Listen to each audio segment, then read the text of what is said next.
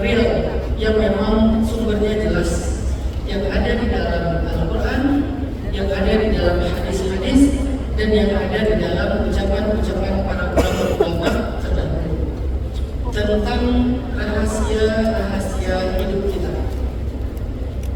Karena kalau kita nggak mengerti tentang hakikat hidup, seringkali kita salah menentukan sikap. Dan sikap yang salah itu membawa kita kepada sebuah keadaan yang buruk. Semuanya berawal dari salah memahami hakikat hidup. Banyak orang yang dalam kehidupan ini dia nggak ngerti hidup itu apa sebetulnya.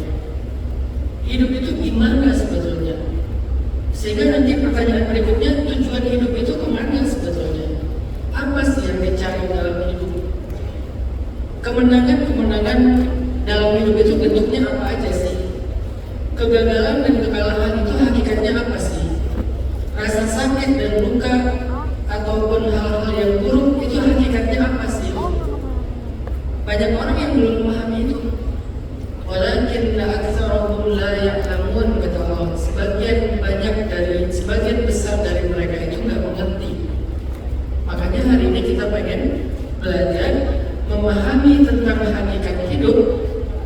Lalu setelahnya kita jadi memahami sikap terbaik apa dalam menjalani hidup itu. Nasihat yang pertama dari para ulama, mereka mengatakan bahwa hidup kita ini seutuhnya, dari sejak kita lahir sampai kita mati, semua itu adalah takdir Allah. Semua yang kita alami dalam hidup itu adalah takdir Allah. Semua yang dialami oleh semesta ini, matahari dan bulan, bintang-bintang, langit, awan, hujan, lalu kemudian bumi, laut, gunung, pohon, lalu kemudian hewan, dari yang paling besar sampai gajah, sampai yang paling kecil seperti semut, lalu manusia, lalu mikroorganisme, semua yang ada di semesta ini seutuhnya adalah takdir Allah Subhanahu wa Ta'ala. Arti takdir ditentukan oleh Allah, ditetapkan oleh Allah, direncanakan oleh Allah, kemudian ditulis dengan seizin Allah Subhanahu wa Ta'ala. Itulah hakikat hidup. Tidak ada satupun yang terjadi dalam kehidupan kita, bahkan sekedar sehelai daun yang jatuh dari pohon ke tanah, kecuali itu jatuh sesuai dengan takdir Allah.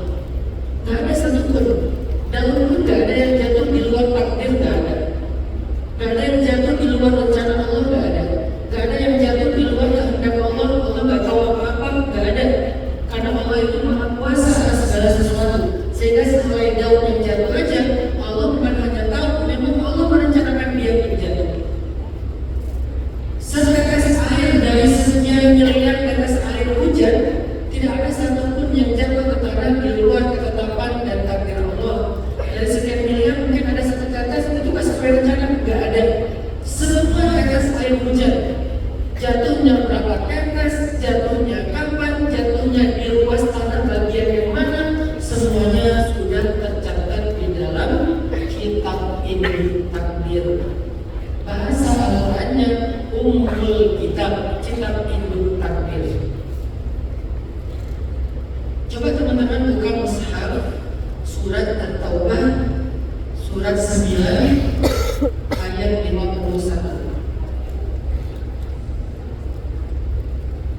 Surat At-Taubah surat 9 ayat 51.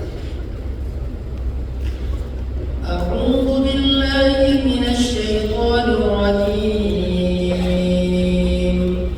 Qul lan yusibana illa ma kataballahu lana huwa maulana wa 'ala Allahi falyatawakkalul mu'minun. Qul lan yusibana, tidak ada, katakan kepada mereka, tidak ada satupun yang menimpa kita illa ma kataballahu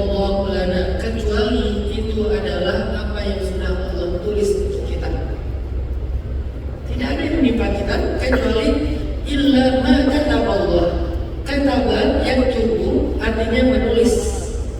Kitab artinya isi dari tulisan atau isi dari kumpulan tulisan yang kita sebut dengan buku.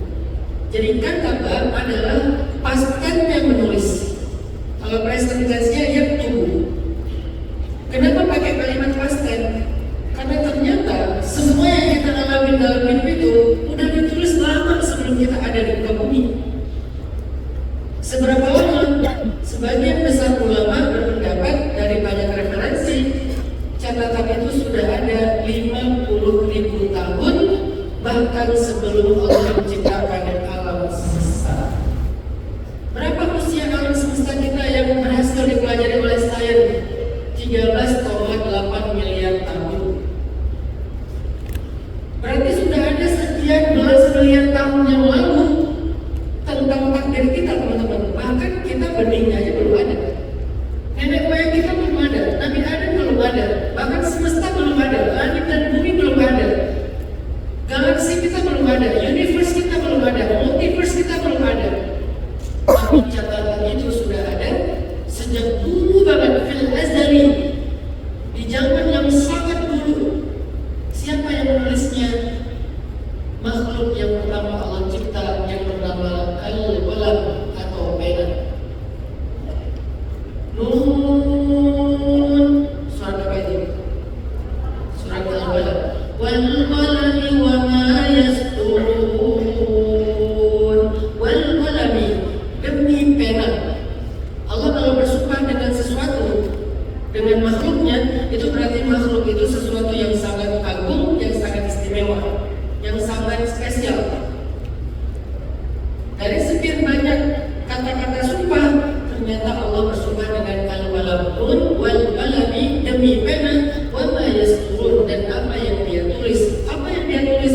Takdir semesta, takdir langit, takdir bumi, takdir manusia, takdir hewan, takdir tumbuhan, takdir benda-benda yang besar, yang kecil, yang mikroorganisme, semuanya ditulis dengan sangat detail, sedetail bahkan tidak ada satu butir padi pun yang tumbuh, tidak ada satu tetes air hujan pun yang turun, tidak ada sehelai daun pun yang jatuh, kecuali semuanya kata Allah lana, sudah Allah catat di sana.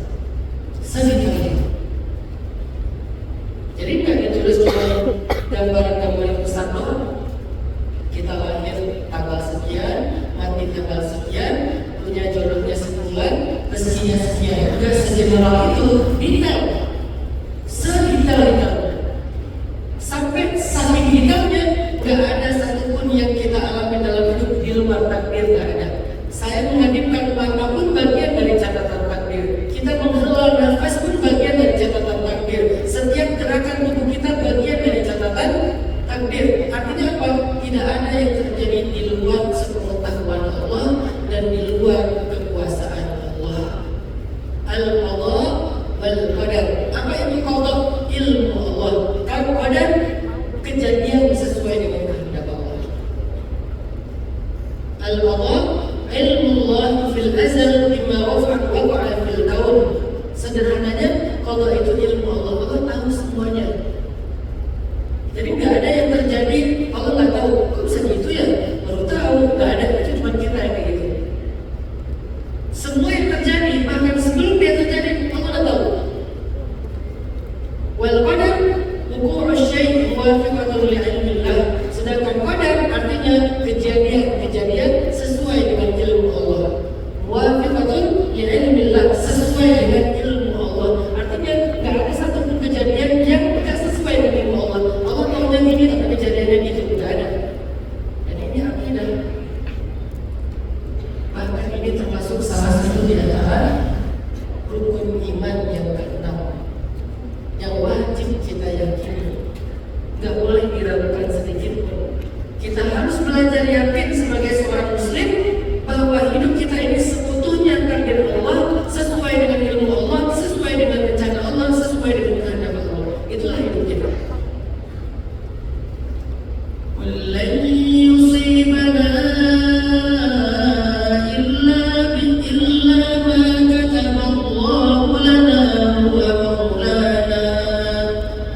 Katakan Muhammad kepada mereka Jadi Nabi disuruh ajarin kita, katakan kepada mereka, sampaikan kepada mereka. Apa yang disuruh ajarin kepada kita? Tentang hakikat hidup. Tidak ada yang menimpa kita kecuali itu sudah dicatat oleh Allah untuk kita. Huwa maulana, dialah Tuhan kita, dialah penguasa kita, dialah pelindung kita, pemelihara kita. Wa 'alallahi falyatawakkalul mu'minun. Call to actionnya, wa 'alallahi falyatawakkalul mu'minun. Itu lengkapnya. Harusnya dengan memahami ini kita jadi lebih berserah diri kepada Allah. Bukan menyerah, berserah. Kalau menyerah nggak mau ngapa-ngapain. Kalau berserah ikut. Kalau menyerah diam aja. Kalau berserah saya ikut kemanapun diarahkan, kemanapun disuruh, apapun yang diperintahkan saya ikut. Itu namanya kan berserah. Jadi teman-teman, itu di dalam surat At-Taubah ayat 51. Sekarang coba teman-teman buka juga di surat Al-Hadid, surat 57 ayat 22. Surat Al-Hadid, surat 57 ayat 22. Bismillahirrahmanirrahim. Ma asaba min musibatin fil ardi wala fi anfusikum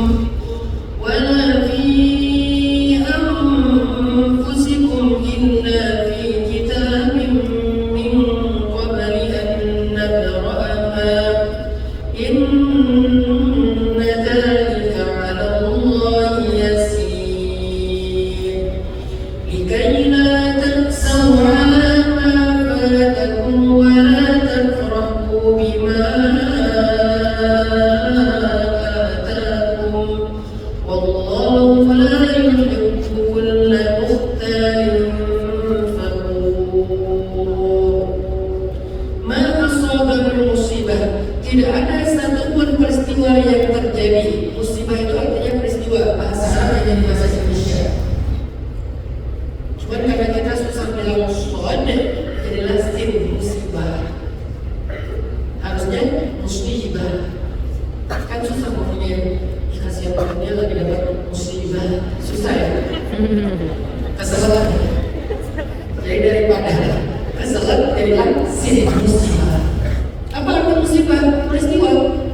Ada yang baik, ada yang buruk. Pokoknya semua peristiwa itu bahasa Arabnya musibah.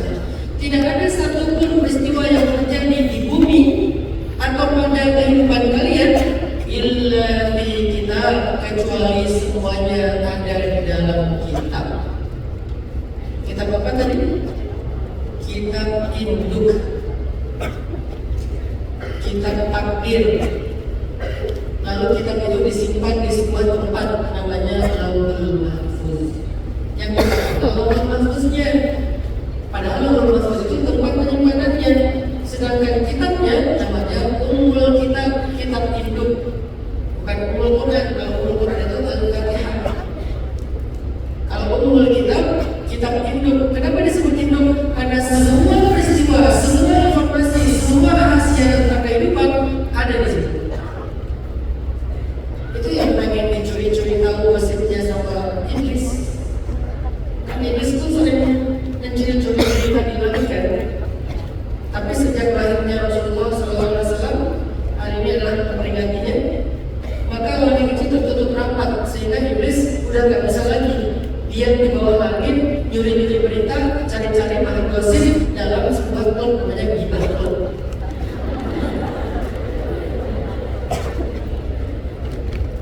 Apa SOP-nya Gibah Club? Semakin pelan suaranya, semakin akurat informasinya. maka menghibah sambil zikir. Astagfirullah, ada gaya. Subhanallah.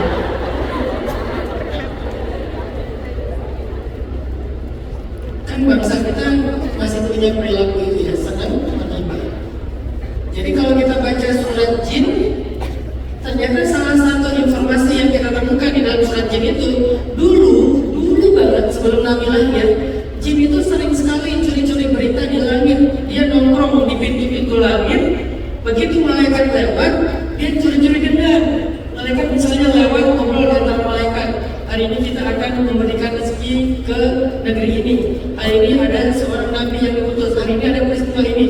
Si iblis itu curi-curi dengar, lalu dia akan turun juga untuk mengganggu manusia dari rencana-rencana baik itu. Tapi sejak Nabi SAW lahir, pintu langit tertutup rapat. Sehingga kata jin, kami tidak bisa lagi mendengar dan mencuri-curi berita dari langit.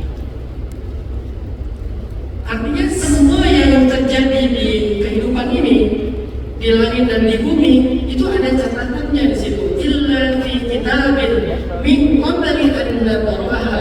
Bahkan sudah tercatat secara lengkap sebelum hal itu terjadi. Inna dzalika 'ala Allahi yasir. Itu mudah bagi Allah. Apa maksudnya mudah? Mencatat kemudian menjadikannya ada. Beda sama kita. Kita sering banget bikin rencana, itinerary, timeline, program. Kita bikin catatan-catatan nanti kita akan melakukan A, B, C, Z. Tapi yang terjadi nggak sesuai dengan catatan kita. Susah menjalankan isi catatan kita sendiri itu susah. Tapi Allah mudah. Jadi jangan kalian bayangkan Allah mah cuma catat doang, menjalankan ini udah gampang bagi Allah. Apa yang sudah dicatat di sana terjadi gampang. Bahkan catatan tentang peristiwa-peristiwa besar. Apa peristiwa paling besar yang terjadi di alam semesta? Apa kira-kira peristiwa besar yang paling besar yang terjadi di bumi itu apa? Nanti yang mudah tsunami. Peristiwa terbesar yang terjadi di muka bumi dan tidak ada yang lebih besar dari itu adalah lahirnya Rasulullah SAW. Bukan tsunami, bukan musibah, bukan apa, nggak ada yang lebih agung daripada peristiwa lahirnya Rasul. Kurang agung apa coba? Di hari lahirnya Rasul, di malam lahirnya Rasul, itu apinya bersiari padam, patung-patung itu pada berjatuhan. Kemudian muncul satu bintang di langit yang tidak pernah muncul selama-lamanya kecuali malam itu saja. Namanya bintang Ahmad, bintangnya Rasulullah SAW. Bintang beneran beliau di langit. Kalau kita kan cuma bintang di horoskop. Kambing lagi, Capricorn. Kalau Nabi itu begitu, bintang itu bintang beneran, bintang di langit. Dengan banyak lagi nanti peristiwa-peristiwa besar yang terjadi pada malam itu, dan itu nggak ada yang lebih besar dari itu. Nanti ada lagi peristiwa terbelahnya laut, terbelahnya bulan, mujizat-mujizat para nabi, banjir Nabi Nuh dan seterusnya. Semua itu peristiwa-peristiwa besar, dan semua peristiwa besar itu bagi Allah gampang untuk dijadikan ada sesuai dengan catatannya takdir. Kenapa kita perlu tahu ini?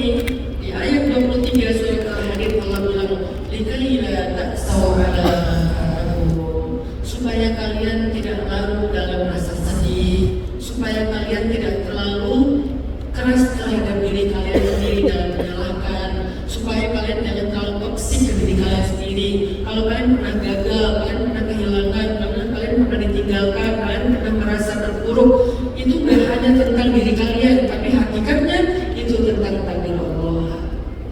Likaila ta'saw 'ala ma fatakum wa la tafrahu bima atakum.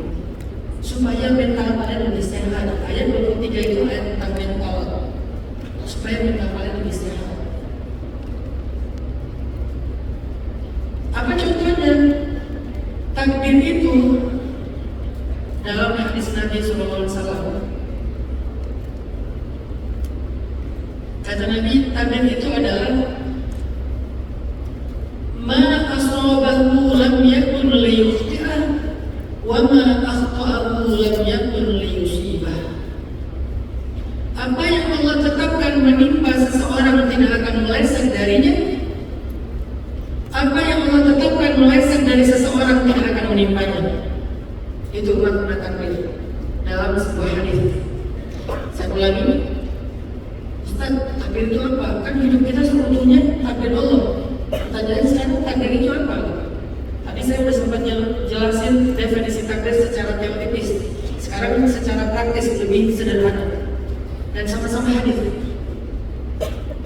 Takdir itu adalah ma asabahu lam yakun liyukhti'ah, kata Nabi, wa ma akhta'ahu lam yakun liyusibah. Apa yang Allah tetapkan menimpa seseorang tidak akan meleset darinya, dan apa yang Allah tetapkan meleset dari seseorang tidak akan menimpanya. Itulah ketetapan Allah. Lalu kita kasih contoh rezeki. Takdir bukan? Takdir. Semua tentang hidup kita takdir. Salah satu yang paling sederhana, rezeki. Apa yang sudah Allah tetapkan menjadi rezeki kalian, sebutir beras pun nggak akan masuk ke piring orang lain. Apa yang Allah tetapkan menjadi rezeki orang lain, sebutir beras pun nggak akan masuk ke piring kalian. Itulah takdir. Sehingga outputnya secara mental, kenapa kalian harus anxiety, overthinking, panic attack? Aduh, banyak saingan nih. Aduh, kayaknya toko sebelah lebih rame nih. Aduh, kayaknya dia sebelah bikin dagangan yang sama. Ntar rezeki saya jadi berkurang gara-gara dia. Kenapa harus anxiety? Kenapa harus khawatir dan cemas tentang soal rezeki? Apakah gara-gara kehadiran toko di sebelah itu membuat rezeki kalian harus berkurang? Enggak sama sekali. Sebutir beras pun enggak berkurang. Kalau itu rezeki kalian, sebutir beras pun enggak akan nyasar ke toko orang lain. Kalau itu rezekinya orang lain, sebutir beras pun juga tidak akan nyasar ke toko orang lain. Itulah takdir.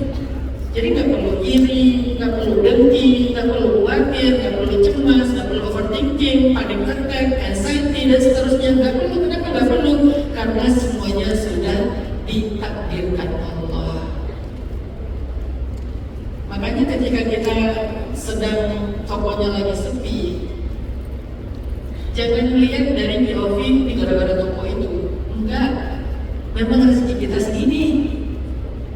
Kalau kita lagi ngerasa jomblo, gak punya pasangan, jangan bilang ini gara-gara teman saya pada sukses-sukses nih, ini gara-gara dia cantik, aku mah jelek. Enggak ada hubungannya. Memang bukan jodoh kamu. Dalam konteks jodoh, kalau kalian ditinggal pas lagi sayang-sayangnya, putus, patah hati, jangan larut dalam merasa kecewa, jangan larut dalam penyesalan, jangan larut dalam rasa sedih. Katakan saja, dia memang bukan jodoh saya. Kalau dia bukan jodoh kamu, gimana pun kamu ikat dia, kamu borgol dia, kamu pasung dia, walaupun kalian udah pacaran 20 tahun sejak TK, kalau dia bukan jodoh kamu, gak jadi. Tapi kalau dia jodoh kamu, gimana pun banyak orang menjadian, semua orang PDKT sama dia, campur sama dia, sementara kalian bermarah-marahan, benci-bencian, saling follow, saling ngeblok di sosial media, bahkan jauh-jauhan, satu di Bali, satu di Perindapan, lagi mulak. Kalau dia adalah jodoh kalian, gimana pun kalian menghindar, jadi. Ya Allah, amin amin, jangan dia, jangan dia, jadi. Banyak loh cerita kayak gitu. Dihindar-hindarin ternyata jadi, dikejar-kejar ternyata gak jadi. Terus gimana kesimpulannya? Kesimpulannya tuh jangan terlalu ngeblamkan diri sendiri, jangan terlalu hanya larut dalam rasa marah dan kecewa, tapi kembalikan ke POV iman. Oh ya Allah, dia memang bukan jodoh saya. Selesai. Kenapa kami putus? Bukan jodoh. Kenapa kamu gagal kerja di situ? Bukan rezeki saya di situ. Selesai kan? Itu yang disebut dengan wa'alallahi falyatawakkalul mu'minun. Kepada Allah lah orang beriman itu berserah diri. Ketika dia sudah mampu menyerahkan hidupnya kepada Allah, dia jadi lapang dada, jadi ikhlas, bahasa Arabnya jadi ridho, bahasa mentalnya jadi menerima.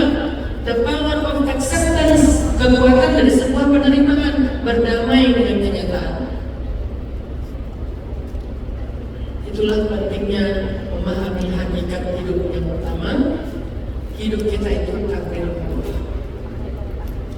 Apa yang Allah tetapkan menjadi rezeki kamu pasti nggak ada juga. Saya pernah nonton video di TikTok ibu-ibu lagi nonton konser.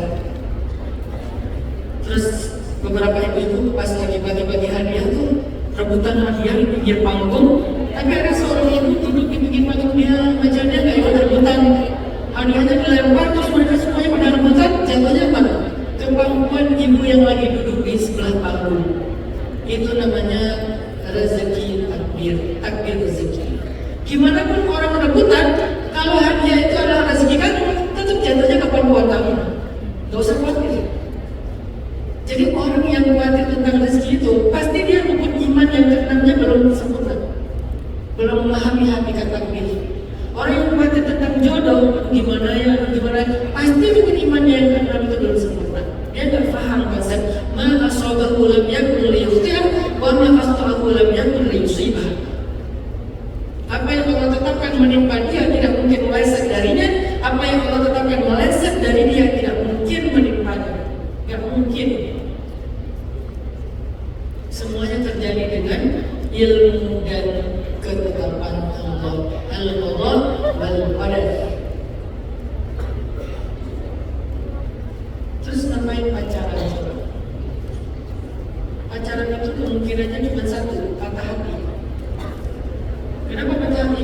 Kalau kalian pacaran ternyata memang bukan jodoh, walaupun kalian ngerasa udah chemistry banget, udah nyambung banget, udah sehati banget, tetap patah hati karena memang bukan jodoh. Mau karena orang ketiga kek, mau karena orang tua kek, mau karena karir LDR kek, mau karena musibah kek, pokoknya selesai, gak jadi. Gimana pun kalian udah ngerasa dekat, udah ngerasa cocok. Jadi orang yang pacaran itu sebetulnya lagi menunggu waktunya patah hati.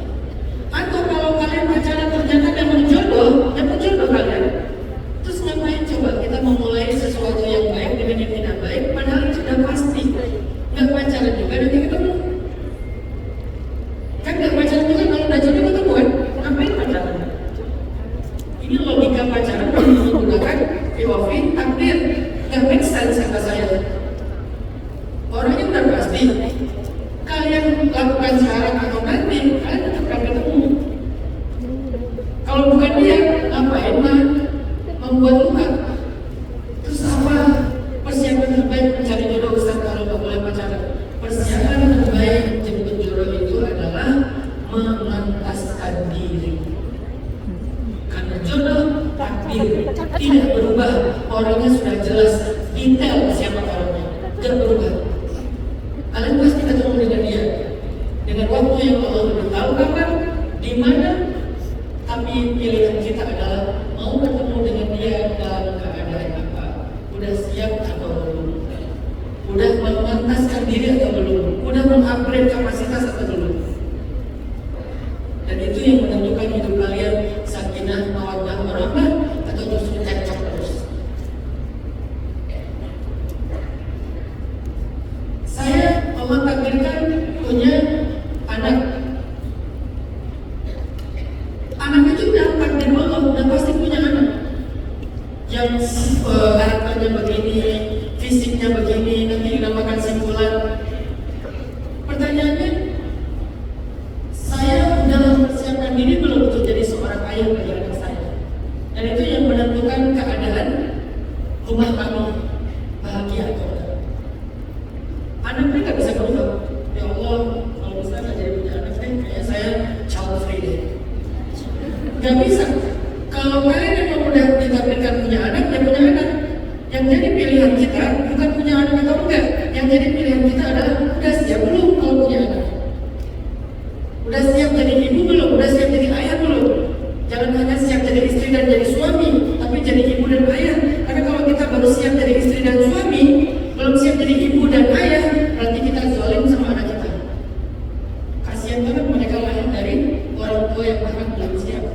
Saya pernah ada di titik itu, nyesel. Kayak nyesel punya anak, nyesel saya belum siap. Terutama anak pertama ya. Namanya cowok tuh, anak pertama kan anak yang orang tuanya masih berjuang, masih rintis ini.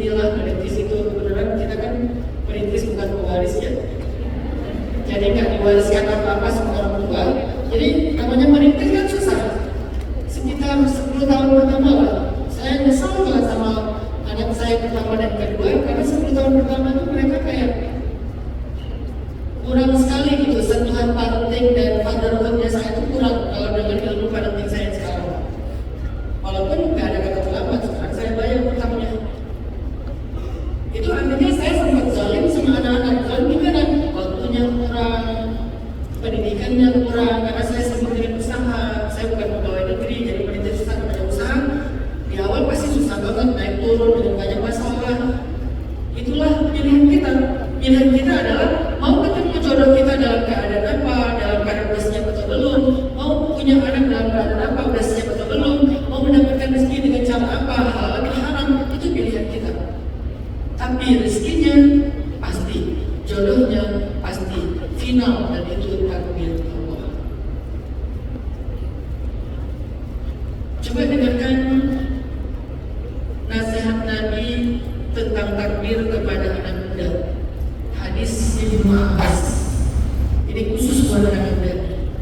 Jadi kalau kalian sebagai anak muda Gen Z khususnya, atau bolehlah Gen milenial, ganting saya, angkatan 80-an, 90-an. Mana di sini milenial? Yang lahir 80-an? Yang lahir 90-an? Ada banyak kesalahan ya? Oke, sekarang Gen Z.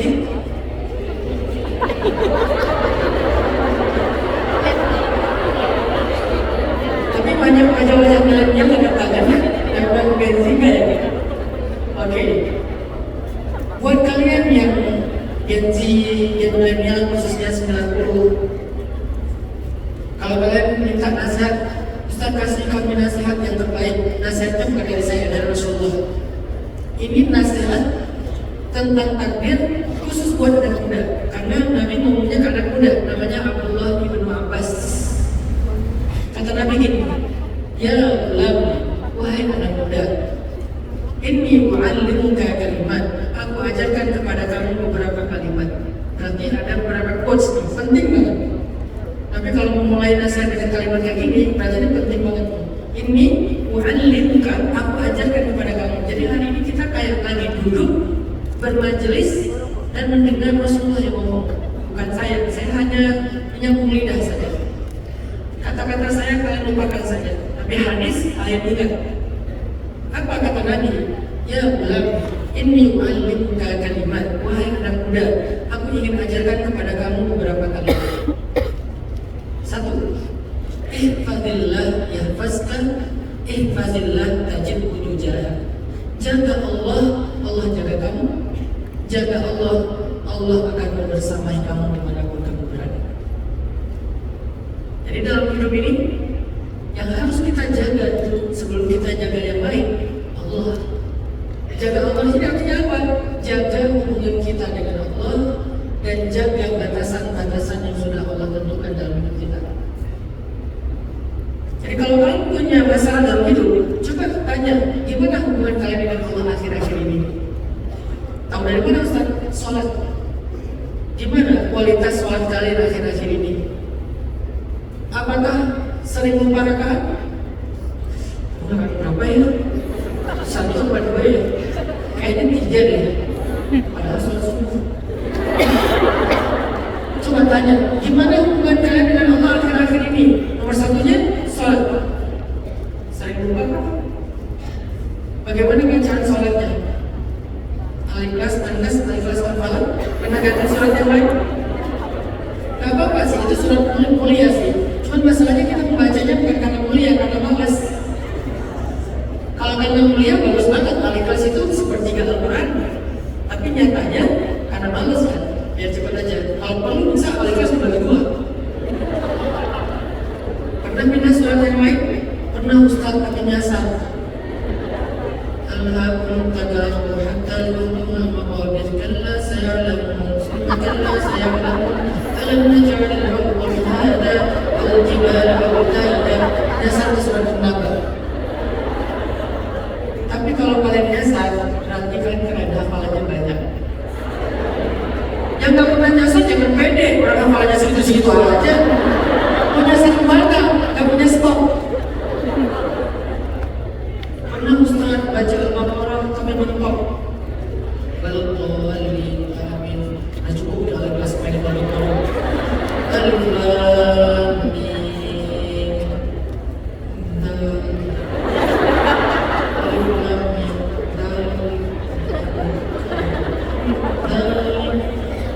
Qul huwallahu ahad. Coba perhatikan gimana hubungan kalian dengan Allah akhir-akhir ini, khususnya sholat kalian, zikir kalian, tilawah kalian. Gimana hubungan kalian dengan Allah? Apakah kalian masih istiqomah menjamak sholat subuh dengan sholat duha? Sholat sih subuh, tapi dijamak sama duha. Di mana? Di kantor. Semua teman lihat dia soleh banget ya. Aku selalu lihat dia sebelum masuk kantor, sholat dulu. Itu bukan duha, subuh itu. Karena gak sempat di rumah saking telatnya dia bangun.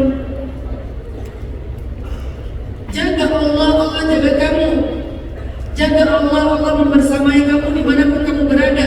Kenapa? Karena hidup kita di tangan Allah. Karena hidup kita ada ketetapan Allah, ketentuan Allah, ilmu Allah. Jadi kalau pengen hidup lebih baik, sebelum kita jaga hubungan dengan makhluk, perbaiki dulu dan jaga hubungan kita dengan Allah. Setiap ada masalah, tanya lagi, gimana ya hubungan saya dengan Allah akhir-akhir ini? Pernah gak saya sujud panjang akhir-akhir ini? Pernah gak? Kapan sih terakhir saya berdoa dengan doa yang khusyuk? Kapan sih terakhir saya baca Al-Quran dengan tadabbur? Kayaknya udah lama deh. Udah. Bukankah hidup kamu di tangan Allah? Bukan di tangan teman, di tangan orang tua, di tangan pasangan, di tangan makhluk? Di tangan Allah seluruhnya. Bukan atasan kita yang menentukan rezeki kita, berapa angkanya, berapa bonusnya. Bukan. Dia cuma kurir. Tergantung yang ngirim. Kurir gak bisa berubah apa-apa. Pernah gak kurir datang ke rumah kalian bawa paket? Mbak, sebetulnya paketnya sekian saja, tapi kasih setengah aja ya. Bisa gak kurir gitu? Gak bisa. Dia gak bisa merubah paket, gak bisa mengurangi menerima paket. Ya udah segitu-segitu aja. Tapi kita begitu bergantung kepada kurir, lupa kepada pengirimnya. Padahal yang mengirimkan kita paket itu adalah mungkin teman kita, mungkin saudara kita, dia yang mengirimkan paket. Kalau kita balik sama dia, maka kiriman kita akan ditambah. Mungkin hadiahnya lebih besar. Kalau kita hubungannya buruk dengan dia, kurir juga nggak bisa ngapa-ngapain. Orang nggak ada kiriman, masa kita marahin kurir? Mas, kok nggak ngirimin apa-apa ke rumah saya? Lah itu nggak ada kiriman.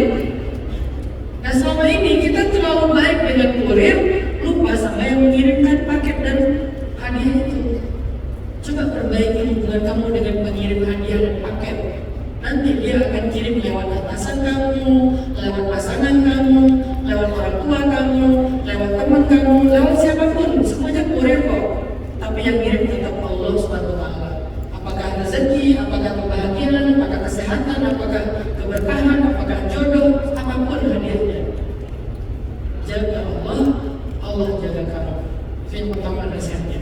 Yang kedua, idza sa'alta fas'alillah wa idza sta'anta fasta'in billah. Kalau kamu meminta sesuatu, mintalah kepada Allah. Kalau kamu berlindung dari sesuatu, berlindunglah kepada Allah. Allah lagi. Kalau kamu minta sesuatu, minta sama Allah. Kalau kamu berlindung, berlindunglah kepada Allah. Itu sebaik-baik perlindungan sih.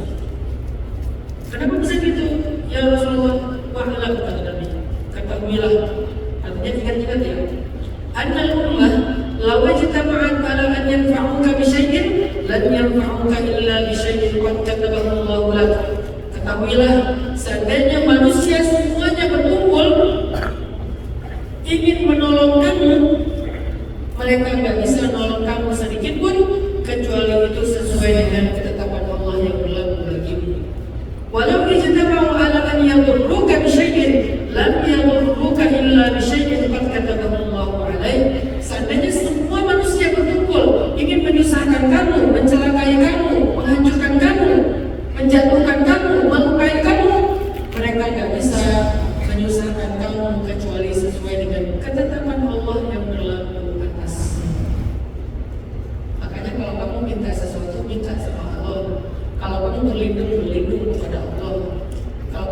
mau memperbaiki hubungan, jaga Allah, Allah jaga kamu. Kalimat yang terakhir, rufi'atil aqlam wa jaffatis suhuf.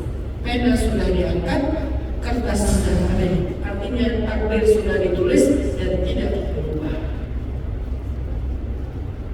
Inilah nasihat tentang konsep takdir yang ditujukan secara khusus untuk Anda. Jadi apapun masalah hidup kalian, minta sama Allah. Apapun masalah hidup kalian, berlindunglah kepada Allah. Kenapa? Karena hidup kalian sebetulnya di tangan Allah, bukan di tangan netizen.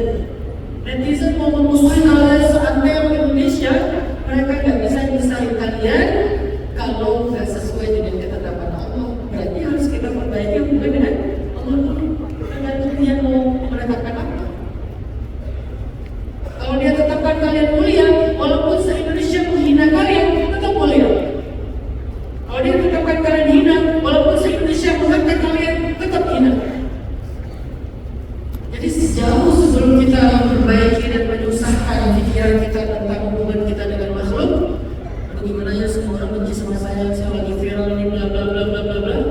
Sebelum itu, coba tanya dulu hubungan kamu dengan Allah gimana sih? Kalau baik-baik aja, tenang aja, aman. Gak ada yang bisa menyusahkan kamu. Tapi kalau hubungan kamu dengan Allah itu buruk, walaupun gak ada manusia yang punya niat buruk pada kamu, hati-hati. Allah bisa saja menjatuhkan kamu dengan cara yang menyebabkan luka-luka. Dan takdir itu sudah kering sehingga tidak lagi berubah. Ini hadis, ini ayat dan hadis tentang hakikat pertama tentang hidup, bahwa hidup kita adalah takdir Allah. Ada satu hadis lagi riwayat Muslim tentang takdir juga. Ini lebih ke life hacks ya, atau psychology hacks. Hadis tentang takdir, tapi sifatnya lebih ke life hacks. Apa kata Nabi? Jika kalian ditimpa dengan satu masalah atau satu musibah, janganlah kalian mengatakan lau anni fa'altu kada wa kada, seandainya aku begini dan begitu. Jangan katakan seandainya, karena kalimat lau, kalau adalah kalimat yang membuka pintu-pintu syaitan. Kalau kalian ditimpa dengan satu musibah, jangan bilang coba kalau aja, seandainya begini, seandainya begitu. Tapi katakan saja qadarullah masya, bukan masya'an kan. Gak semua masya Allah, bukan. Gak semua masya Allah. Ada masya'an kan itu kan yang kun fayakun. Kalau gak sanggup panjang-panjang susah gak hafal, ya udah qadarullah. Pokoknya kalian ditimpa dengan sesuatu, jangan cuma bilang coba ya kalau waktu itu kita gak LDR, mungkin kita masih bareng. Jangan bilang seandainya, coba kalau aja. Jangan. Kenapa? Kata-kata kalau membuka pintu syaitan. Apa pintunya? Angan-angan, was-wasan jadi bahasa Indonesia, was-was. Itu dari bahasa Arab, was-wasan artinya cemas, nyaman. Jangan katakan kalau, katakan saja kepada Allah, memang bukan jodoh saya. Coba kalau waktu itu aku datang lebih pagi, mungkin aku bisa dapat rezeki di situ. Jangan katakan coba kalau, bilang aja qadar Allah bukan rezeki saya, qadar Allah bukan jodoh saya, qadar Allah bukan bagian saya, qadar Allah. Katakan saja qadar Allah. Apa arti qadar Allah? Sudah takdir Allah begitu. Itu arti qadar Allah. Sekarang qadar Allah sering dipakai buat yang lain. Besok datangnya di acara aku, insya Allah. Besoknya gak datang, lusa ditanya, kenapa kamu kemarin gak datang? Qadar Allah. Sekarang qadar Allah malah dipakai sebagai excuse. Kenapa kamu gak pernah bayar utang sih? Qadar Allah. Duitnya ada, tapi bilang qadar Allah. Kok kamu makan makanan aku? Qadar Allah. Bukan itu arti qadar Allah. Qadar Allah itu artinya memang takdir Allahnya begitu. Dan dipakainya bukan untuk excuse terhadap kesalahan diri kita, tapi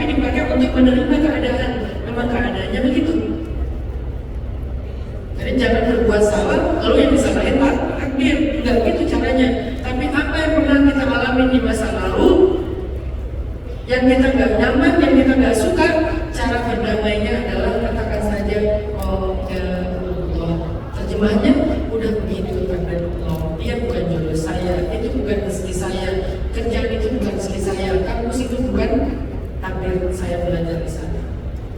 Walaupun kita udah ikhtiar untuk bisa lulus di kampus itu, walaupun kita udah ikhtiar untuk bisa keterima kerjaan di situ, kalau belum, qadarullah, Tuhan itu rezeki saya. Ini cara kita berdamai dengan takdir. Ini refleks banget. Sehingga kalau kita bisa kayak gitu, kata Nabi, al-imanu bil qada' wal qadar yuzilul hamma wal hazan. Hadis riwayat Tabrani. Iman seseorang kepada Allah dan qadar, ilmu dan ketentuan Allah, atau kita singkat takdir, yuzilul hamma wal hazan, akan menghilangkan trauma dan anxiety. Al-ham, trauma tentang masa lalu. Al-hazan, ketakutan tentang masa depan. Anxiety, overthinking, panic attack, self-doubt, itu anxiety, itu namanya hazan. Bagaimana menyembuhkan al-ham dan al-hazan, trauma dan anxiety ini? Iman kepada takdir dan mengatakan, oh ya Allah, selesai. Ini nasihat pertama, teman-teman. Jadi hidup kita itu adalah takdir Allah. Apa yang kita alami takdir Allah. Udah, pasrah itu aja sama Allah. Yang pertama. Yang kedua, nasihat ulama.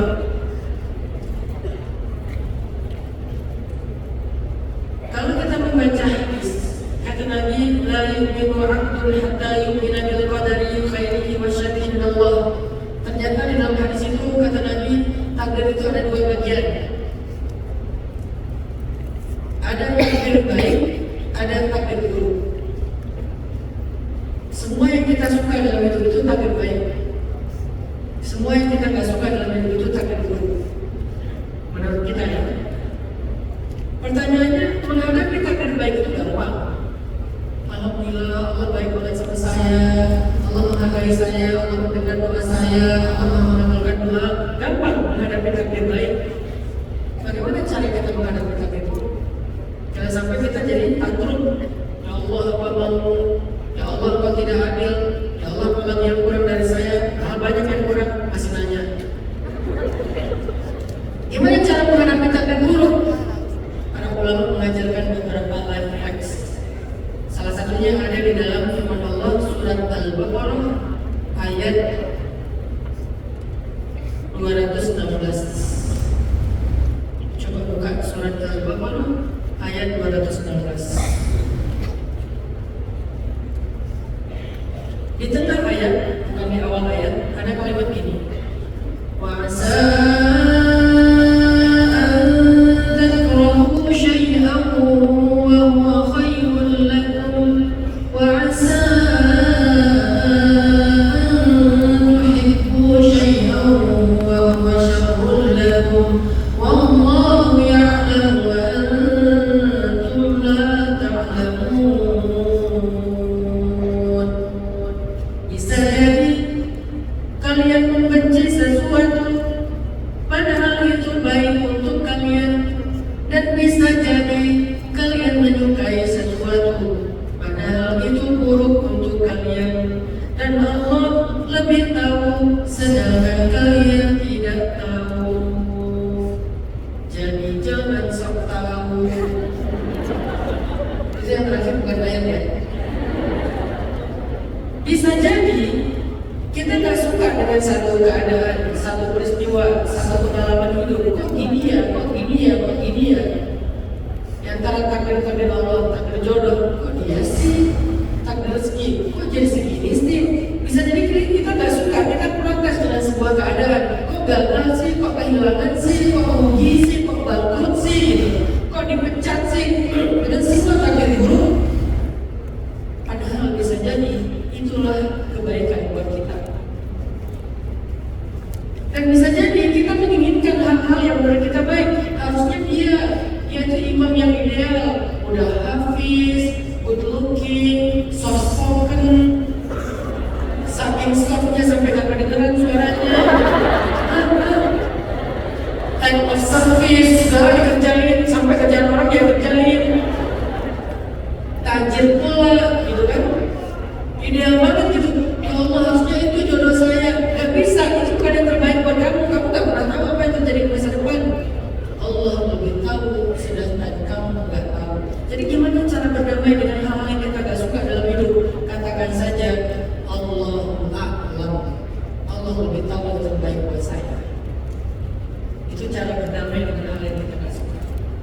tahu yang terbaik buat saya.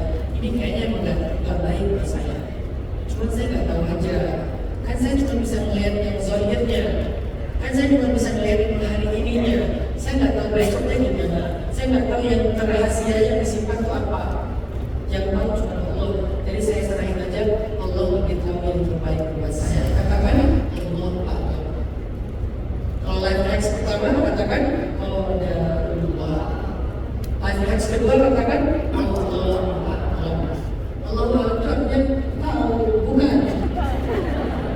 Allah a'lam itu bukan tahu, bukan. Allah a'lam itu kalimat iman. Saya yakin Allah lebih tahu itu Allah a'lam. Bukan tahu, bukan. Kan selama ini pemaknaan Allah a'lam jadi dangkal. Seolah Allah a'lam. Enggak, Allah a'lam itu artinya bukan ini. Allah a'lam gitu, bukan gitu. Jadi mulai sekarang secara body language juga, kalau mau Allah a'lam itu jangan gitu. Allah a'lam gitu, bukan Allah a'lam. Bukan, itu beda loh, maknanya itu beda. Tadi sih, tapi mempengaruhi psikologi kita. Kalau kalian bilang Allah a'lam, berarti kalian nggak tahu atau nggak tahu apa-apa. Tapi kalau kalian bilang Allah a'lam, dia lebih tahu, udah pasrahnya sama dia gitu. Allah a'lam artinya Allah lebih tahu yang terbaik buat kita. Gak semua hal yang kita gak suka dalam hidup itu artinya buruk buat kita. Gak semua hal yang kita ngerasa insecure itu gak baik buat kita. Saya sering dulu ya, sebelum ngerti konsep ini saya pernah beberapa kali ngerasa insecure. Pertama saya merasa insecure dengan suara saya. Suaranya kayak gini ya, apalagi kalau di telepon. Selalu bilang, ada yang bisa dibantu bu? Kalau buat sembelih juga nih orang. Sementara saya hobinya berkuda, memanah, surfing, cliff dive, loncat dari tebing, diving, nyembelih. Gini-gini jagal, dipanggil bu. Kebayang gak sih bahasanya? Kecewa. Seberewa itu. Geplok, garis wajahnya dalam. Tapi karena suaranya gini, ada yang bisa dibantu. Yang paling parah itu di bulan puasa, pernah saya lagi telepon ke call center. Terus yang jawabnya cowok kan. Pas dengar suara saya, dia langsung ngasih ke temennya. Dia bilang, kamu aja yang angkat, kamu aja yang ngomong. Kenapa? Aku takut batal puasa. Seseksi itu kan suara saya. Sampai bikin cowok batal puasa. Kan senang ya? Disitulah saya merasa, ya Allah, kayaknya saya cacat vokal. Awalnya saya ngerasa cacat vokal insecure. Kan ini takdir Allah suaranya gitu, bukan dibuat-buat. Oke, sampai saya dapat dua nasihat. Pertama nasihat dari anak saya yang sekarang lagi sekolah di Jepang. Dia bilang, bah, ini lagi motivasi saya aja ya. Bah, suara bapak itu namanya gap. Apa itu gap? Itu lagi ngetren loh di Jepang. Jadi ada orang yang kelihatannya kayak gimana, tapi nyatanya kayak gimana tuh kayak ada gapnya. Dan itu bagus. Lagi ngetren, keren juga di Jepang.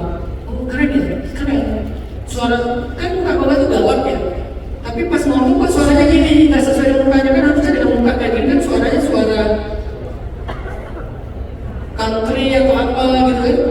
Ini enggak, suaranya nggak berat sama sekali, ringan banget lah, main-main jelas gitu. Pokoknya apa, serak-serak becek lah. Tapi itu dia oh oke. Terus saya punya lagi satu teman di Jakarta, dia itu ahli akustik tentang frekuensi suara. Dia ngomong ke saya, Ustaz tahu nggak jenis suara Ustaz itu apa? Ustaz itu ada di frekuensi yang rendah dengan tipe yang ini katanya. Secara ilmiah saya lupa namanya, tapi maknanya deep. Suara Ustaz itu deep. Sehingga dikatakan ke suara Ustaz itu cocoknya kalau dakwah materinya itu materi-materi yang tentang hati, perasaan, cinta dalam diam. Ini riset ya. Karena saya pertama berdasarkan riset, bukan berdasarkan suka-suka. Pakai riset. Segmentasi pasar itu Gen Z, temanya mental, masalah perasaan. Makanya tahu nggak kenapa Spotify misalnya itu sering top 3, kadang-kadang nomor 1. Karena pembahasannya itu yang deep gitu Ustaz nggak cocok tapi Akbar, cocoknya sharing. Makanya saya bikin sharing. Kebayang nggak sih saya orasi? Astagfirullahaladzim. Nggak bisa. Itu bukan bagian saya itu. Mana nggak? Jadi MZ gitu yang suaranya berat, gak cocok, bukan gaya saya cocoknya tuh nongkrong, sharing, intimate, segmennya genrenya anak muda, anak K-popers, anak ibu-ibu, skena, gak bisa yang akbar dengan orasi, gak cocok, gitu ya. Berarti suara saya aman bisa punya karakternya. Nah ditambah lagi kalau bisa baca Quran, bagusnya iramanya yang sedih. Saya pakai lagi irama kurbi, walaupun sering nyasar ke irama yang lain. Itu cocoknya kayak gitu. Makanya sampai sekarang kenapa bacaan Ustaz di sosial media itu Al-Quran banyak diminati orang, karena suaranya itu bacaannya gak bagus sih, cuma dia tega ngomong gitu. Bacaannya gak bagus, tapi kayak kerasa aja gitu kan. Iya. Sejak saat itu saya ngerasa Allah lebih tahu yang cocok buat saya. Suara saya ini anugerah. Yang tadinya saya bilang cacat vokal, setelah memahami konsep takdir, suara saya anugerah. Saya pede. Kedua, saya udah ngelusin lagu.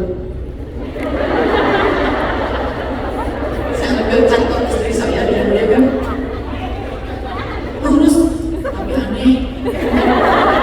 Kebayang gak sih dengan lembut dari semacam kayak gini, rambutnya kayak kamu ini kan oriental ya, cowok Thailand kan, cowok Hongkong kan. Gak cocok saya dengan kamu itu, kita beda genre. Saya mah Jamaika. Jadi kamu udah yang paling benar di sana, Allah udah gini udah benar. Jangan diapa-apain lagi udah. Kenapa kalian apa-apain alis kalian? Wah jadi lurus. Kenapa? Gak paham konsep takbir. Alis kita itu udah paling cocok dengan wajah kita. Rambut saya ini udah paling cocok dengan karakter muka saya. Kalau dibikin lurus malah aneh. Anak saya ada yang cowok ada dua, yang satu rambutnya ikal, yang satu lagi keriting ke atas. Yang keriting ke atas ini pengen kayak kakaknya, mbak aku pengen rambutnya kayak abang yang agak ikal jatuh ke bawah. Gak bisa, gak bagus, aneh. Dia justru bagusnya yang keriting kayak gitu. Malah di Jepang orang lagi sekarang bayar mahal buat keriting ke atas kan. Apalah makanya tuh. Intinya Allah udah sebaik-baik desainer. Saya pernah insecure dengan warna kulit Dove. Awalnya saya nyebutnya Dove. Kenapa kok Dove? Karena cahayanya nyerap. Nggak mantul, nyerap gitu cahayanya. Dove banget kulit gua. Gara-gara apa? Gara-gara saya punya teman orang Korea, artis pula, namanya Chang Sung Pawacha, pemain film Korea. Jadi gini-gini temannya pemain film Korea. Jadi saya nggak perlu, bro, sih. Kalau saya ke Seoul, kalau saya ke Seoul, dia jadi personal guide saya, kita jalan bareng, nongkrong bareng. Dia alhamdulillah udah mulai belajar Islam sekarang dikit-dikit, walaupun belum converting, karena nggak ada paksaan kan. Tapi dia mulai tertarik gara-gara ngeliat, kok ini ada ustaz tapi aneh gini katanya. Yang dia kenal ustaz itu ya berpenampilan di bawah itu kan, ini kayak pokoknya nggak jelas lah gitu. Tapi justru jadi kayak akrab, ngobrol lah kita. Kalau lagi bareng dia ngajak foto, saya paling males tuh. Karena di fotonya enggak lah. Kenapa? Susah ngeditnya. Kan kulit mereka tuh balai banget ya. Sampai lawan aja bisa kepleset kan. Saya bilang kalau saya tambahin brightness-nya, biar saya kelihatan, kamunya hilang. Kalau saya turunin brightness-nya, biar kamu kelihatan, saya hilang. Malah saya bilang, apa namanya foto sama kamu? Saya sempat ada masalah sih. Jangan, gue pakai skincare apa sih? Kan mereka hamil gitu kan. Gue pakai biasa saja, udah temen gue cari skincare yang mau rekomendasi diri. Berarti ternyata sesuatu tak besar skincare. Ya hari-hari pas saya cari ini, nanti pakai yang ini, jelas semuanya. Satu kotak full isinya skincare. Ini yang mau pakai, iya. Astagfirullahaladzim. Pas sampai ke Indonesia, di rumah saya buka, lupa urutannya.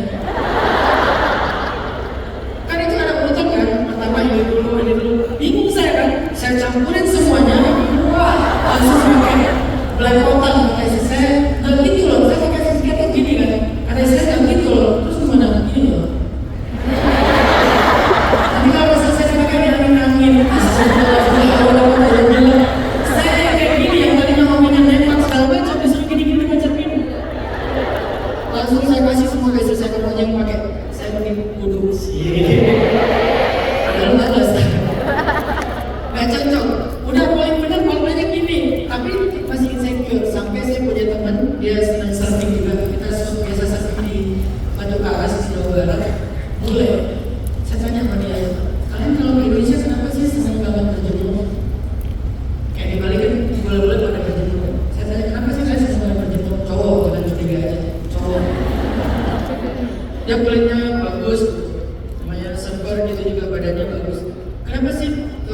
kalian kalau di Indonesia juga berjemur, siang-siang surfing.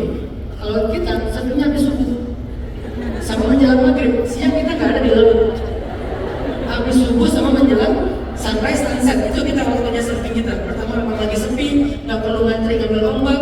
Kedua memang yang paling utama menghindari matahari. Tapi mereka siang-siang surfing gitu. Saya tanya kenapa sih kalian suka banget surfing siang-siang berjemur gitu? Kata dia apa coba? Kami pengen kerja kamu. Hah? Disitulah saya bangga banget dengan diri saya. Oh ternyata ini namanya bukan dog pen. Baru tahu saya, oh ternyata bule itu senang dengan kulitnya kayak kita. Menurut mereka itu keren gitu, lebih eksotis gitu kata mereka. Sehingga mereka datang ke Indonesia berjemur, biar hitam, hasilnya merah.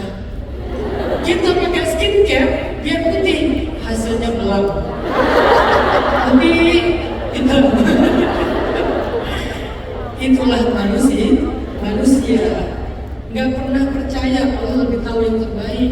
Dia terlalu pede. Gue lebih tahu yang bagusnya tuh lurus, bagusnya tuh putih, bagusnya apa tadi? Suaranya tuh yang ngebas. Enggak juga. Allah lebih tahu buat kamu yang cocoknya dengan desainnya gini. Udah, ikutin aja udah. Sehingga nggak perlu lagi kita merasa insecure lah, salah takdir lah, nggak tepat lah.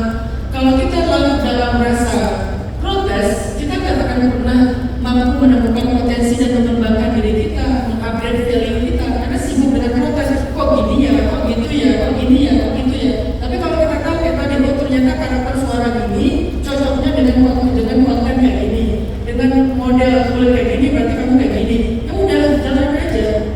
Justru jadi enjoy dan bahkan jadi lebih keren karena kita tahu potensi kita. Begitu juga dengan membaca tes psikologi kita kan. Oh saya orangnya begini, golongan darah saya begini. Misalnya golongan darah saya adalah yang orang Jepang bilangnya kalau golongan darahnya kayak gini, karakter orangnya itu dia harus sangat sistematis, dia itu semuanya dipola, dia nggak mau yang kacau, dia nggak mau yang gimana nanti, pokoknya harus terencana dengan well planning banget lah. Sehingga karena saya tahu karakter saya lewat golongan darah, lewat tes psikotes, akhirnya saya jadi tahu saya harusnya baiknya apa ya, kerjaan yang baik itu apa ya, atau pendidikan yang baik itu apa ya, potensi yang perlu diasah itu apa ya. Saya jadi fokus ke situ. Tapi kalau misalnya namanya saya nggak sama golongan darahnya dengan bulan, pasti kan kalau jadi orang kayak gitu, enggak, itu tuh larut dalam komen, nggak melakukan takdir. Udah lah, Allah lebih tahu yang terbaik untuk kita. Nggak usah berangan-angan seandainya saya larut dalam berandai-andai, akhirnya melakukan sesuatu yang salah tadi, untuk alis jadi lurus lebar. Kenapa? Berandai-andai punya alis seperti orang lain, padahal alis dia udah paling benar, bulu mata dia udah paling benar, kulit dia udah paling benar, dan seterusnya. Bisa jadi kita nggak suka dengan sesuatu dalam hidup kita, padahal itu yang terbaik buat kita.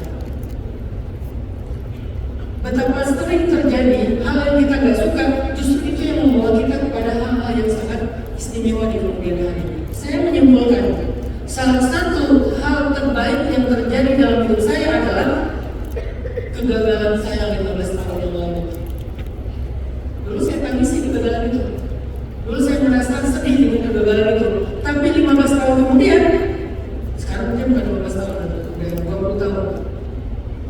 Sekarang setelah 20 tahun berjalan, saya malah menyimpulkan itu adalah hal terbaik yang terjadi dalam hidup saya. Untung saya gagal. Karena itu jadi titik balik saya. Justru itu yang membawa saya kepada titik yang sekarang. Gagal apa Ustaz? Gagal dalam melamar kerja. Pulang dari Mesir, lulus kuliah, yang saya bayangin itu saya kerjanya di Indonesia itu belajar di sekolah, ngajar di pondok pesantren, jadi dosen di kampus, atau jadi KUA, jadi PNS di Kementerian Agama. Kan itu kan namanya juga lulusan Al-Azhar. Jalur karirnya biasanya di situ. Dan teman-teman di grup udah live update, aku sekarang jadi KUA, aku sekarang di Departemen Agama, aku sekarang ngajar di kampus, aku sekarang ngajar di pondok pesantren orang tua aku. Live update semua. Saya masih nganggur. Kenapa? setiap melamar kerja jadi guru ditolak, gagal jadi guru, gagal jadi PNS, gagal jadi KUA. Sehingga gara-gara saya nggak bisa ngajar, nggak bisa kerja di mana-mana, terpaksa saya nulis buku. Daripada nggak nulis buku. Udah jadi naskah, saya tawarin ke penerbit, ditolak lagi. Karena waktu itu saya belum punya sosmed, nggak punya exposure. Siapa juga yang mau nerbitin buku saya, yang terkenal. Akhirnya ditolak sama penerbit. Gara-gara naskahnya udah jadi, penerbit nggak ada yang mau nerbitin, terpaksa bikin penerbit sendiri. Ternyata setelah punya penerbit sendiri dicetak, alhamdulillah laku. Kurang dari 3 bulan, 1000 eksemplar habis. Cetak lagi 1000, cetak lagi 3000, cetak lagi 3000. Banyak, akhirnya berkembang dengan beberapa usaha. Sampai setelah 15 tahun kemudian, Allah kasih rezeki, bareng dengan teman-teman juga. Akhirnya kita beli tanah 9 hektar, kita bikin sekolah gratis. SD gratis, SMA gratis. Bahkan sekarang angkatan pertama SMA kita ada yang udah kuliah di luar negeri di 7 negara. Sekolah gratis, benar-benar gratis. Walaupun gratis, gurunya di atas UMR. Karena bagi kita guru bukan beban, gurunya adalah kemuliaan. Siapa yang memuliakan guru, Allah muliakan. Negara atau bangsa yang memuliakan ulama, guru, maka bangsa dan negara itu dimuliakan ulama. Karena guru itu sangat mulia, profesi paling tinggi dalam Islam. Akhirnya kita mampunya sebetulnya pengennya saya 3 kali lipat bayar. Cuman kan kita kemampuannya terus segitu, gratis. Tapi bukan gratis, gurunya guru-guru yang sama dia kan sekolah kita sekolah gratis. Sedipasnya enggak. Itu urusan saya dengan guru. Kalau udah masalah gratis, urusan saya dengan orang tua murid. Jangan dilupakan dulu. Bikin SD gratis, SMA gratis, insya Allah tahun depan SMP gratis, khusus buat hafiz, kalau SMP, kalau SMA untuk bisnis, kalau SD untuk mental dan juga untuk sosial emosional. Kurikulumnya internasional, SDGs, sekolahnya berbasis alam, free. Baru saya bilang, oh ini alasan kenapa dulu saya gagal melamar kerja jadi guru. Seandainya saya keterima di salah satu sekolah itu berada di converse zone, mungkin gak pernah ada yang namanya sekolah rimba Indonesia, 21 Social Brand High School, dan sekolah atap langit gak ada. Kenapa? Karena saya udah nyaman di tempat saya belajar. Allah lebih tahu yang terbaik untuk saya 15 tahun yang akan datang. Walaupun 15 tahun yang lalu saya tangisi, tapi 15 tahun kemudian saya syukuri. Itulah hidup. Yang penting kalian sabar, dan usia sabarnya minimal 10 tahun. Kalau belum 10 tahun, sabarnya belum terbukti. Makanya kalau belum 10 tahun jangan tantrum. Baru 3 hari kita tantrum, ya Allah kurang sabar apa saya? Baru 3 hari. Coba sabar itu 10 tahun. Kok 10 tahun Ustaz? Karena rata-rata kesabaran para nabi dalam ujian hidup mereka di atas 10 tahun. Nabi Muhammad diuji di Mekah selama 13 tahun, Nabi Ayub diuji sakit 17 tahun, Nabi Musa sekitar 20 tahun, Nabi Yusuf 20 tahun, Nabi Ibrahim 50 tahun, Nabi Nuh 950 tahun. Bayangin, 950 tahun itu lama banget loh. Ujian terus-terusan selama 950 tahun, ujian dakwah, ujian keluarga, ujian dirinya 950 tahun. Berat sekali ujiannya. Kita 3 hari marah-marah sama Allah. Ya Allah, engkau tidak adil. Ya Allah, ini terakhir dari saya hari. Kalau enggak, sabar. Apa yang kamu tangisi hari ini akan kamu syukuri suatu saat. Bisa jadi yang kamu gak suka hari ini, itulah peristiwa yang membawa kamu ke sebuah kondisi yang jauh lebih baik yang kamu gak pernah bayangkan. Allah lebih tahu. Apa peristiwa yang membawa Nabi Yusuf sampai ada di istana Mesir? Padahal Nabi Yusuf itu orang Palestina. Kok bisa menjadi penguasa di istana Mesir pada masa kerajaannya Imperium Mesir? Dan itu kan susah ada di istana Mesir sebagai penguasa. Kayak sekarang kita misalnya ada di Gedung Putih sebagai salah satu penguasa di Amerika, atau ada di Moskow sebagai salah satu penguasa berkuasa di Cina, negara-negara adidaya di dunia, kan susah. Pada masa itu salah satu negara yang paling kuat adalah Mesir. Gimana cara Nabi Yusuf orang Palestina, sebuah negeri yang biasa aja, walaupun suci tapi bukan negeri yang paling berkuasa, dia suci, sakral, bukan kuasa. Kok bisa kanan Palestina dari sebuah desa jadi penguasa di Mesir, tinggal di istana Mesir pada masa perayaannya Mesir? Apa peristiwa yang membawa Yusuf ke istana? Peristiwa yang membawa Yusuf ke istana adalah dibuang ke dalam sumur. Allah lebih tahu. Bisa jadi kamu membenci sesuatu padahal itu yang terbaik. Dibuang ke dalam sumur oleh kata-katanya yang toksik, lalu menjadi korban perdagangan manusia sebagai budak yang sekarang mungkin ramainya di Kamboja, lalu difitnah sama seorang perempuan, lalu masuk penjara selama 10 tahun, dari usianya 7 tahun sampai usianya 27 tahun, karena 20 tahun totalnya. 10 tahun di penjara, 10 tahun lagi perjalanan dari sumur sampai ke penjara. Semua itu ternyata hal-hal yang tidak disukai, yang membawa Nabi Yusuf justru ke puncak karirnya, baik sebagai nabi maupun sebagai seorang penguasa. Peristiwa pertamanya dibuang ke dalam sumur. Siapa sangka? Nabi Musa. Apa yang membuat Nabi Musa hidup, tinggal dan tumbuh di istana Firaun? Dihancurkan ke sungai Nil. Kan ceritanya Nabi Musa punya kakak laki-laki dan Harun ya. Waktu itu peraturan Firaun, orang-orang Bani Israel kaum budak dikasih jadwal melahirkan anak laki-laki itu setahun boleh, setahun nggak boleh. Sebutlah kaum ganjil boleh, kaum genap nggak boleh.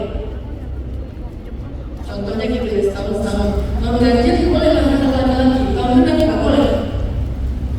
Beruntungnya Harun lahirnya kaum ganjil, makanya nggak ada cerita Harun dibuang ke sungai Nil. Karena Harun nggak apa-apa lahir, soalnya tahun yang dibolehkan. Apesnya Musa lahir di tahun genap, tahun nggak boleh lahir anak laki-laki. Kita pikir kan ini keburukan, kenapa lahir sekarang sih, kenapa nggak tahun depan aja biar boleh? Ternyata Allah punya rencana. Gara-gara beliau lahir di tahun nggak boleh lahir anak laki-laki, akhirnya cara menyelamatkan dihancurkan ke sungai Nil. Berharap harus jauh-jauhnya dijauhkan dari Firaun, tapi yang terjadi justru masuk ke selokan yang membawa dia ke istananya Firaun, ke pembandian khususnya keluarga Firaun. Ditemukan sama istri Firaun. Qadarullah, istri Firaun belum punya anak, akhirnya dijadikan anak angkat. Tumbuhlah Musa, ibu Musa, keluarga Musa di dalam istana musuhnya dalam keadaan dilindungi bahkan oleh keluarga musuhnya. Allah lebih tahu. Kalau rencana kita kan, wah bawa ke hutan aja biar selamat, bawa pada pasir biar aman, atau disembunyikan di mana gitu. Tapi Allah punya rencana, hanyutkan ke sungai Nil. Ini kayak gak logis buat kita, kan bahaya. Di sungai Nil itu ada hewan bahaya. Udah Nil, main ke sungai Nil. Tebak-tebakan yang terlalu mudah. Kuda Nil tuh kalau buka mulut, kan kalau lesu tuh gimana kuda Nil buka mulut? Dikasih lampu sekali hap, jangan kan lampu gampang lah ya. Kalian pernah lihat kuda Nil makan kelapa? Kelapa, batok kelapa, bagi kuda Nil itu kayak makan keju. Kasih batok kelapa, langsung keluar airnya, langsung ditelan. Kan mengerikan untuk kuda Nil. Bisa-bisanya Allah nyuruh ibu Musa menghanyutkan bayinya ke sungai Nil, yang di dalamnya pasti ada. Kan ini gak logis nih. Tapi Allah lebih tahu, kalian tidak tahu. Ikut aja udah. Berharapnya apa? Hanyut ke Sudan. Ada kan pesan Sudan ya Nil.